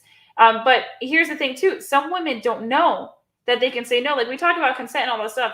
And the reason why it's gray is because there are some women that have never had the idea, because they have such bad self-esteem or such a traumatic background. They never think, this guy's a loser. I don't want to sleep with him. Let me say no. Right. But then once they learn that they can, you'll see that they start saying no very quickly. But it's so much cognitive work to try to convince people of new thought patterns. Well said. Well said. Uh, yeah, no, absolutely. And even Frank was saying right here, I think she said the answer earlier. They went towards a relationship instead of going to therapy. Mm-hmm. You know, a lot of time I did not. You know, I think it also it depends on, again, your environment makes a big deal. Like I grew up from a household where both my parents are still married, very loving household. So I saw that when I broke up with my ex-girlfriend because we were not compatible at all. I knew that there had to be something better out there, even though I forced myself to be in a relationship, all for the validation of what others would think about being in a 1-year relationship with this ex-girlfriend. I didn't do it for myself. I didn't do it for her. I did it for others. And then I would like show everybody like, hey, listen, like, look, I'm in a relationship for 1 year. I made the 1-year mark. Like it was some special thing. It's, you know, that could be a huge problem. Now the casual sex thing, I got to ask you about that. Remember I reached out to you about this because you were talking about casual sex and you were saying that. So, okay. So how does a woman, here's the one thing that I wouldn't want if I was, let's say I'm coaching a guy and he's saying, hey, I'm worried my woman is too sleazy or something like that. Or he's like, maybe she's too easy or something. What I would say is this. If your lady is the type who's very sexually, okay, so I'm okay with you can't control your woman. We're like, no, don't talk to this guy. You can't do it like that. Right. You have to let her be free. Let her roam, let her do what she wants. Because then you can test her on how she is by meeting your boundaries of being in a monogamous relationship, right? If my girlfriend or, you know, I don't want to use my girlfriend as an example. Let's just say a guy out there is is dating a woman. And let's just say he's dating this woman where she starts flirting with other guys. And it's a flirting that's like sexual flirting. Right. That is not a good sign. That probably means like she, you know, has a little bit of work she has to do. And her commitment to you is probably not so good. And maybe she can come off as like the easy type where like any guy can just sleep with her. If she doesn't respect, I guess, the man that she's with, like, why is she going to respect any other, or she's going to respect herself so much? You know what I mean? Well, I mean, here's kind of the thing, like women don't leave men or try men that they're afraid of losing. Right. So he's just not her first choice. A lot of people are in relationships with other people that are not their first choice. And I agree. I say majority of people are. I say majority of people are. Yeah, which I can understand. But you were saying. Yeah. So regarding the casual sex thing, like because we in you know, and from my space, we all talk about being able to sleep with a woman as soon as possible does come to your advantage because like for me personally, like me being able to know that if I was able to get intimate with a woman, like within the first, honestly, like even 2 or 3 dates sometimes becomes a little bit too much for me. But for me, a first date thing solidifies that. And if I do a good job, if I present myself in a way to her that she trusts me and she believes in me and she's also sexually interested in me, then first date, let's just knock it out. Knock it out of the park. Let's both have a great time with each other. And then the way I see is like, now that we got that out of the way, the next time I'm going to see you, we're probably going to be intimate again. But I would also like to see what you do outside of the bedroom. Like what kind of qualities you bring to this world. What kind of qualities do you have? Like, so it's a sex first relationship. Right. And yes. That's not go ahead. Yeah, so it's just figuring out the balance of it. Like that's what I'm trying to figure out. I don't want to coach guys to date prude girls, but I don't want guys to, you know, feel intimidated. Well, that's a different story, but I don't want guys to, I guess, to make sure that, you know, the girl respects him. And what defines an easy girl? That's I guess I'm like a little bit all over the place on this. It's really hard to articulate this from me right now. Maybe you can help me with that. I can. But oh man, I'm gonna try. All right, stay with me, guys. I'm gonna put in some effort here. But I believe an easy girl it's also determined by her, right? Because there are some women that are very selective about who they sleep with, and so they'll sleep with a guy on the first night, and boom, they're in a 5-year relationship, or like boom, they're in a 15-year marriage. If you can, it's gonna sound weird. If you're a woman and you can train your vagina to be attracted to good men, and it is possible, you just have to get it around enough of them And then you can start getting into like more preferences. Just like learn how to date good men, and then you'll figure out like who you dig. Because there's something about being treated right. Like you can't like come back from that. You know, once you go queen, you just can't go back. So that's something for women to consider. But in terms of these hypersexual women, a lot of them aren't happy, you know? And it's like, if you were hypersexual and you were getting your orgasms and you were short-term flings and you were content and you were complaining about how men were trash and this is oppression by men, even though you said yes to sex, it would be a different story. But that's not usually like what's going on. I don't see a lot of mentally well women who are hypersexual. And that's more my problem. What personal issues in your life are you trying to cover up with sex? Because it can be a poor coping skill. And like a so crutch. yeah, like a crutch or a coping skill. People get addicted to sex and people get addicted to love. Like there's a Sex and Love Addicts Anonymous, things like that. So when what men look at as like an easy girl, me as, you know, a wiser woman, I look at, wow, this is a girl that has a lot of risk factors. Is she okay? What is she going through inside? And there are some women that are young and they're ignorant and they're like, oh, like I'm just gonna go and ride the CC. And they don't really think about it until, you know, they're like 30 or 35, and then they start really thinking like, oh, maybe I didn't really like that. But it's hard to say what's easy these days because women on average are sleeping with 25 men before they get married. Right. And so, you know, my generation of women, promiscuity is going to be a lot different than our grandmothers. I want to say Gen X and millennials, like we pretty toe to toe when it comes to sexuality. Like they can lie. I think like some of these women have slept with more men than they'll say. But I also think too, like reformation is real. It's 100% real. And so a woman can go from being a hoe to a housewife. I know people don't like that phrase, but it's true. Like she can look in the mirror and say, you know what? I'm done with this. Now, hopefully she still has something to offer. If you realize it when it's too late, you know, that was your fault. You know, you want to play this game of chicken. That's on you, sis. That's my biggest issue with women is that they don't know when to call it good. You know, smart women settle. I don't even like the word settle because it implies that men are, you know, not as worth it. You know, I want to say like, you just know when to call it good. Stop trying to push your luck because that's how you come up with nothing. Could I try to pursue a man that like earns a higher income than my partner or like is like super jacked? Yeah. But you got to think too, if I leave him for another man, that man's gonna look at me and be like, wait a minute, you don't look loyal. So he's probably not going to set things up with me. And so like, basically I lose at the end of the day. But yes, I do think that some women that are hypersexual, it is hard to be convinced that they can stay loyal sexually. And men do have sexual jealousy.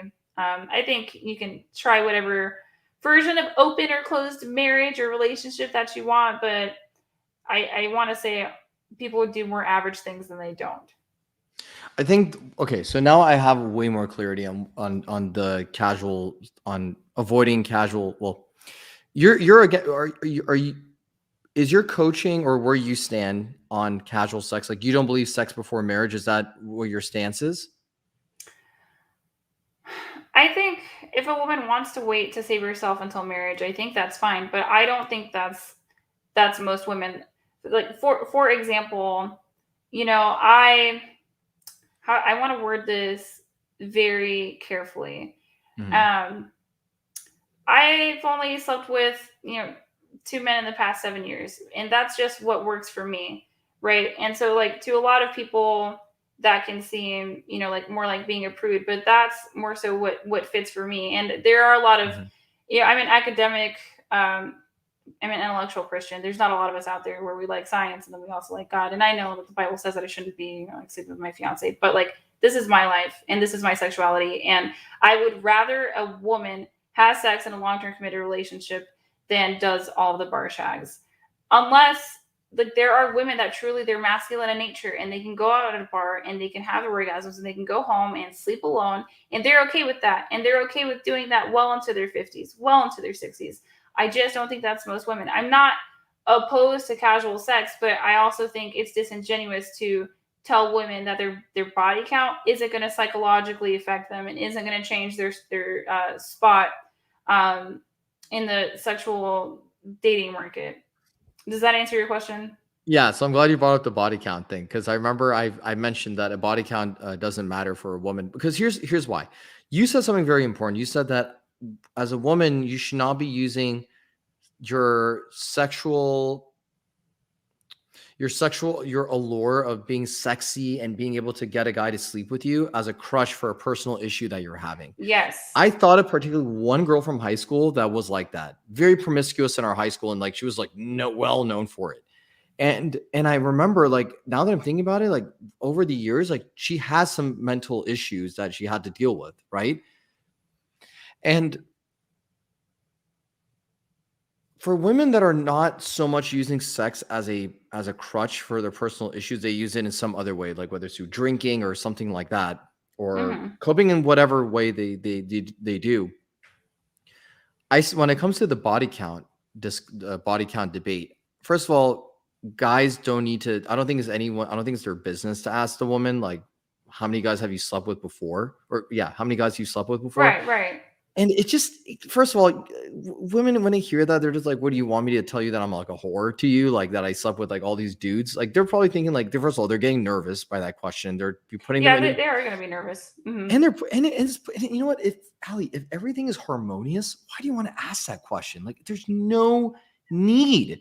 Does she Yeah. want to ask you like, hey, you ever slept with like, how many guys, how many girls have you slept with or whatever? I think a Hmm. fair question is like, are you ever interested in a threesome? Or are you ever interested in like, doing this act or that act or something like that? That's a little bit different.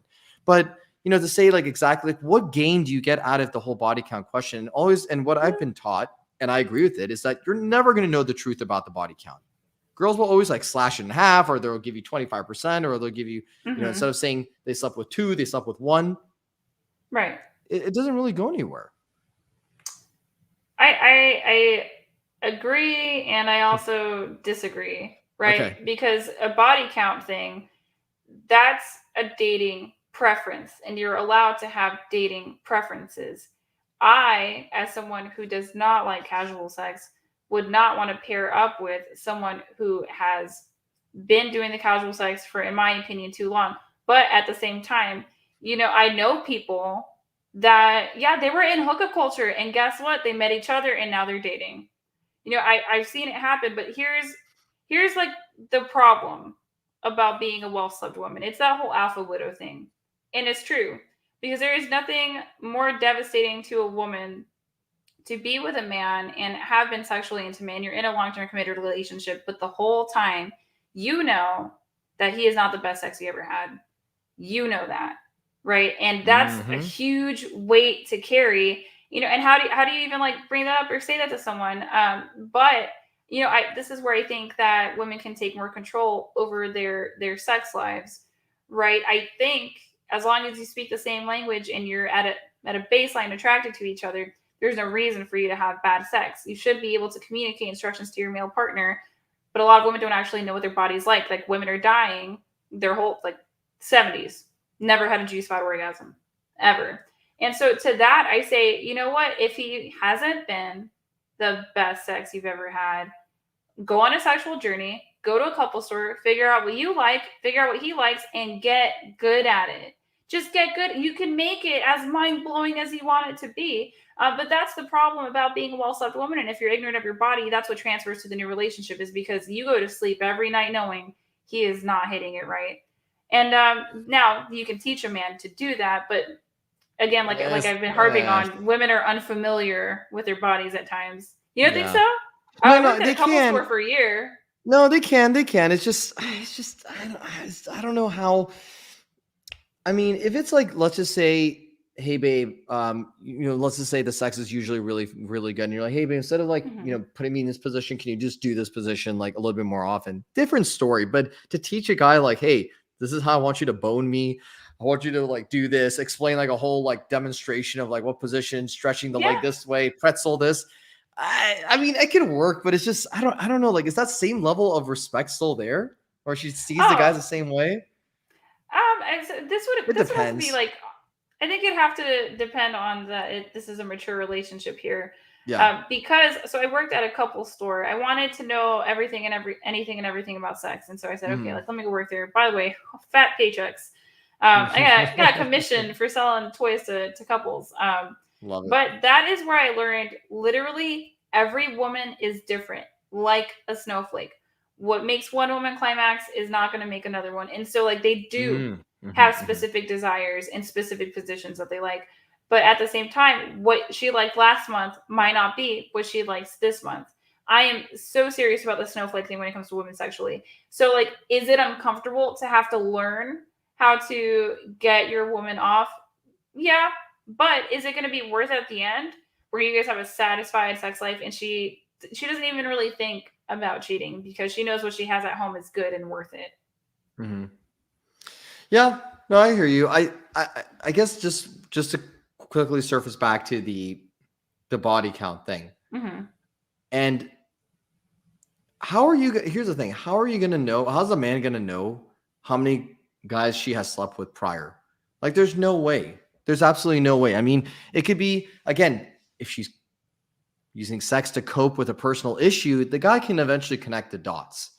But I mean, you know, all the, you know, any woman that a guy meets, I think all that he should really be concerned about, which I'm sure you're not, I'm not saying that you're saying that it should be all about the body count, but you know, if I'm coaching a guy, if he says, dude, I'm worried her body count's too high, I'm going to say, bro, first of all, you're never going to know her true body count. There's no reason for you to ask that. Find out, is she mentally stable? Does she respect you? Does she look up to you? And do you see a future with her if that's what you want? Do you want to like see her on that? Would you agree with that on that? Like, I mean, how you really can't. My only source of contention is just like that you say, you know, there's no reason for you to ask that. I don't believe that because I think it's, like I said, it's a dating preference. Like, just like people prefer, you know, somebody is of the same faith, that is allowed, right? And because body count is life choices. You choose to have sex with other people. Yes. Right. Yes. And so maybe you don't like someone that's very loose about the choices they make sexually. It's going to be the same thing as a dating preference when it comes to physical fitness, right? Like, I work out, so I want somebody who works out too. I think that's all it is really a dating preference. Like I said, I know people that have been in hookup culture and they slept with each other and they've been together ever since. That does happen. I'm here for like whatever flavor of love is going to work in the long term, that is safe for the woman, safe for the man, that is worthwhile. You know, I don't want people to be in these subpar relationships for 7 years and then be like, oh, I can't take it anymore, I'm out. I want people to have a love that lasts a lifetime. And I do think, you know, that some people have that preference. I think that's okay. It's just your male clients that are asking that, they need to learn how to frame it better, right? You can have conversations about sexual experience and sexual activity without saying, how many men have you slept with? You know, you can get into these conversations about decisions that you want to make in life moving forward. You can say like, hey, you know, I'd like to be exclusive, but you know, to get to know you better, I would like to know about some of the choices that you made sexually in the past, but offer your information first. Like, if you have been in like hookup culture as a man and you're like, you know what, it wasn't for me. I remember being with a woman and thinking, I am so tired of just having meaningless sex. I want to know what some of your experiences have been in terms of hookup culture, just to see like if we match up on some of our views. And I think that's okay. You can't go up to a woman and be like, how many men have you slept with? Like, you're right. You're right. For your average woman, like, she's probably not going to tell you. Right. And it is kind of to the, you know, what number is too much as well? That's a hard question to answer. It's subjective. Yeah. I think I do worry about like the pathological women that have like, I slept with 100 guys in 6 months. I'm like, girl, like, are you okay? God. But that's Jesus different. Christ. And I'll say this, like, and then I've had guys like debate me on this too, where they say, well, what if she tells you she slept with like 100 guys? I'm like, well, that's obviously not going to be, you know, pleasant to hear that 100 guys like boned you. So, I mean, again, it's like one of those situations, like, it's kind of like, do you want to ask those kind of questions? If you're in the same mindset that I am now, well, even for your situation, like, because if you're, or just any, again, I think you actually explained it very well. You're saying that whatever your belief system is, and let's just say you don't want to be around hookup culture. You don't want to be around a guy who has slept with a lot of girls, or you don't want to be around a girl that slept with a lot of guys. Like, if I'm, let's say, a religious, devout Muslim, for example. I'm born Muslim. I'm just spiritual in general. But let's just say I'm born and I'm devout Muslim. I'm probably not going to want to sleep with a Middle Eastern woman who's been around like a bunch. So I want to know, like, hey, are you like a big believer in God? How often do you go to church, or excuse me, to the mosque? So from that point, you can tell like where they stand on certain things. Like, oh, I don't go to the mosque Yes. at all. Well, you're probably the ones that like to go to the parties and you like to drink. Do you drink? She's like, oh yeah, I do drink.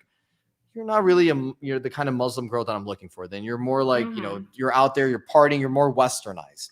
So actually that's very good, Ali. I'm glad you explained that to me because now I see it from a different lens.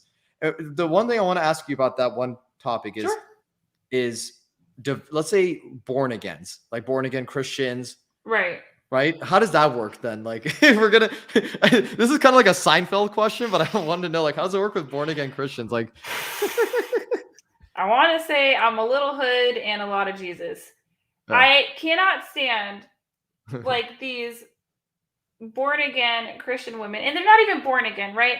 It's just like, I'm a Christian woman, but I've slept with like 8 guys, and it's like, yeah, honey, then you ain't all that Christian. It's different if you stick by your principles and you move forward, right? So like, let's say a woman is born again and she does not want to have sex until she's married, and that is allowed. Like, you are allowed to do that. But like, once you find another partner in the church, have that conversation, say, hey, like, I do have a history, but I really am taking my walk with Christ very seriously, and that's something I want to live and honor.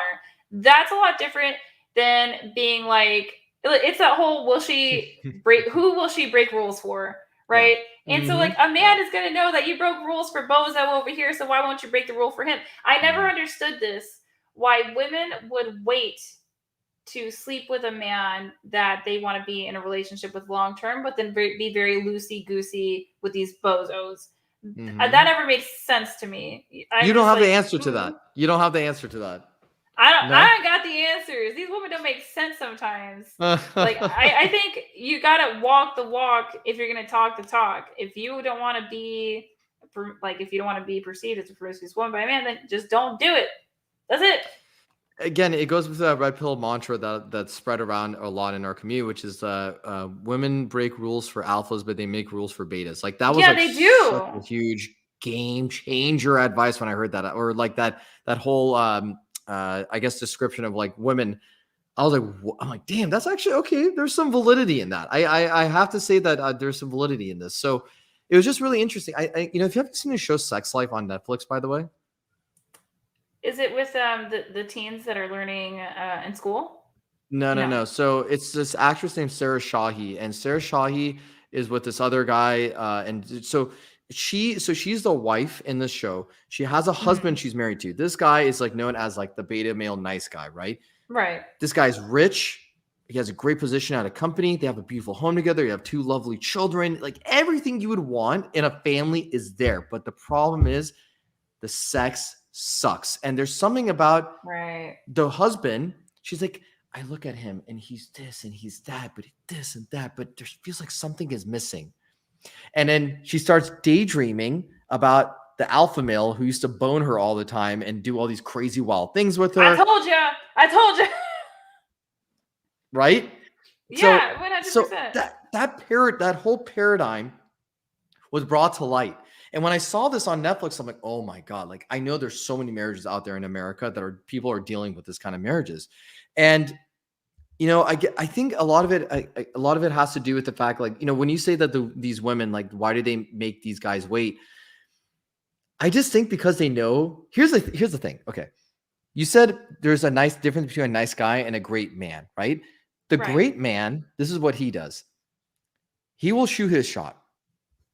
He will spit his game, attempt to escalate with the girl to get her to come on a date, or attempt to escalate during the date, right?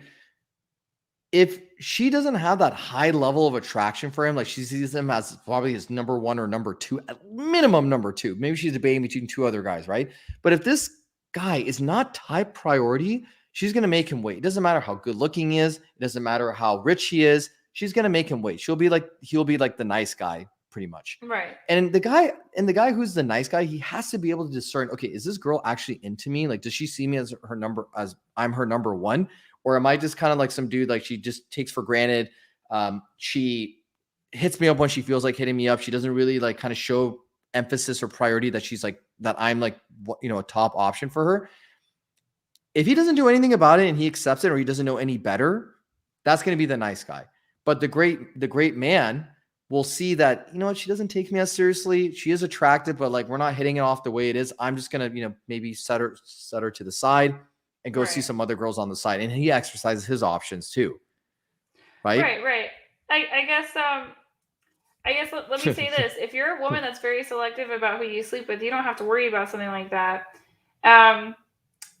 All right, let me word this very carefully. I may have known immediately when I met my fiance that I really liked him and that I was attracted to him, and I might have did some things, and I might have never left his house. You know what I'm saying? So like, just be selective with your mate choice, and then you don't have to worry about like, oh, like, do I have to wait and stuff like that? Like, pick the guy of your dreams, right? But be reasonable about it. Like, really, I had known him for years. He was my friend for years, and so it was like a no-brainer for me. And he ended up coming to me later and being like, I wouldn't have done all that if I didn't want a future with you either. So I think you can bypass this whole like waiting thing, because a guy's gonna know that you gave it up for less before. Now it's different if you as a woman can prove through your growth that, yeah, you have become the best version of yourself, and that's the old you, that's not the current you, right? That's a different story than being like, well, I know that I just like hooked up with Jose like 2 weeks ago, but I'm gonna make you wait 3 months because like it's just different and I want you to marry me. Like that's crazy. That's crazy. And one thing and another thing I'll say this, just to wrap up our episode as well. And then any closing comments on what I'm going to mention is resiliency is extremely underrated. And I don't think a lot of guys see resiliency in their partner. They see it in themselves a lot. They're like, yeah, I came out of this, I escaped this, I got rich, I worked out, I lost 100 pounds, but they don't see the resiliency in the woman. So like my girlfriend and a lot of other girls out there, they come from whatever upbringing they come from. Everyone has some level of trauma, right? And one thing I applaud my girlfriend on for whatever she shared with me in the past. I say, babe, I'm so proud of you for getting to where you are now. I fucking dig that. I find that one of the most sexy things about you, besides how hot you are in general physically. I need a girl to be resilient. So the fact that you're my partner and you're resilient shows that if I'm fucking up sometimes, or if I'm being complacent a little bit, or maybe getting a little lazy with my food habits or my diets, you're going to be there to like cook a healthy meal for me, or you're going to be there to go to the grocery store and make a grocery run. Instead of pre-cut fruit, you're going to cut the fruit or whatever, right? So it's all just, the resiliency is so important. And ultimately, if you see so many of these traits and elements, then being intimate with your partner, whether it's first date, second date, third date, it's all going to sync together. You know what I mean? Yes. Like if they're the right person. Like, we've made dating so much more complicated than it needs to be. It's supposed to be like a simple thing. Like, let's talk about these shotgun marriages. Y'all, they worked. They worked. I know people don't like them, right? Yeah. But they had like value. There was expectations on a man, and it was like, oh, like I got a little frisky, but I got pregnant, be with it forever. Like, people just need to simplify dating again. Get the guy of your dreams that's not narcissistic, and you'll be fine. Get the woman of your dreams that has reasonable expectations of a man, and it's gonna work. That's it. I mean, your relationship and knowing if they're the one, that's on you, right? That's on you to make a good choice and then to sustain the choice, because there is no the one. I think Rollo Tomasi talks about this, but I 100% agree. I don't believe in soulmates. There's just no way. I've been in love twice. There's no way that there is just one soulmate. But what I do think is that marriage file 80% of divorces, right? And I'm a woman, and I'm in this current relationship, and I'm engaged. And so, do I have what it takes to make this last? There's tons of research and information out there. We just need to simplify things a little bit. I love it. Thank you so much for saying that, because there are some times where I hear people say soulmates and I'm just like, stop, stop it. That, and even with my dating history that I had, I still don't believe there's a one. Now I have, and I say my girlfriend now is the most compatible girl I have had in my life throughout my dating history. And that's why I chose her and asked her to be my girlfriend, because I knew that, with all the experience I had, that this girl just hits the hammer right on the head, on the nail. And the resiliency, her attraction, the love and admiration, respect, and all that kind of stuff, that's what it's all about. And I'm sure you and your fiance have that same level of understanding and clarity and transparency with each other, just like Rebecca was saying earlier. And I love it. I love it. Thank you. Yeah, I respect that so much. So Ali, we approached the end of the episode, and I want to say thank you so much for coming on. Thank you to everybody in the chat for your comments. Thank you for everyone who's watching this on the replay. This is actually going to be the last episode of the Grand Lady episodes that I'm doing.